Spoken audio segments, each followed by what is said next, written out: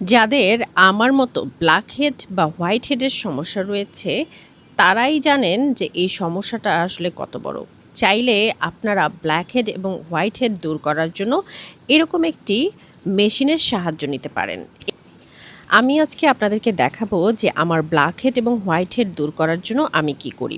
আমি black head এবং white head remover মেশিনটি ইউজ করার আগে এরকম সফট এবং জেন্টেল একটি ফেস স্ক্রাবার নিয়ে নিই এবং সেই স্ক্রাবারটি নিয়ে আমার পুরো মুখে আমি সুন্দর করে আস্তে আস্তে করে আমি মাসাজ করতে থাকি।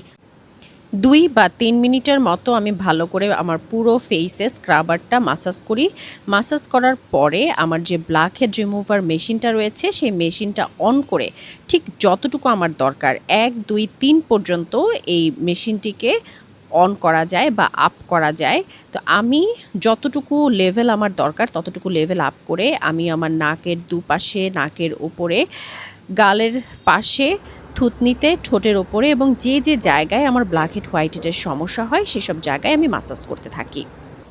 এরপর আমি ভালো করে মুখ ধুয়ে আসি ঠান্ডা পানি দিয়ে। দেখতেই পাচ্ছেন আমার স্কিনটা অনেক সফট হয়ে গেছে এবং যে যে জায়গাগুলোতে আমার ব্ল্যাক হেড হোয়াইট হেডের সমস্যা ছিল সেগুলো কিন্তু দূর হয়ে গিয়েছে।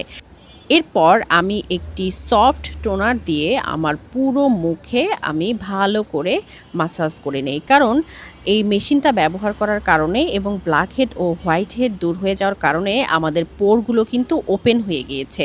আর এই পোরগুলোকে ক্লোজ করার জন্য আমাদেরকে অবশ্যই একটি টোনার ব্যবহার করতে হবে, অথবা আমরা যদি পারি তাহলে মুখে বরফের যে কিউব আছে বা আইস কিউব রয়েছে সেটিও কিন্তু মুখে ঘষে আমাদের ফেসের যে পোরগুলো ওপেন হয়েছে সেগুলোকে বন্ধ করে দিতে পারি। তো এভাবেই আপনারা কিন্তু চাইলেই আপনাদের মুখের ব্ল্যাক হেড এবং হোয়াইট হেড দূর করতে পারেন। সবাই ভালো থাকবেন।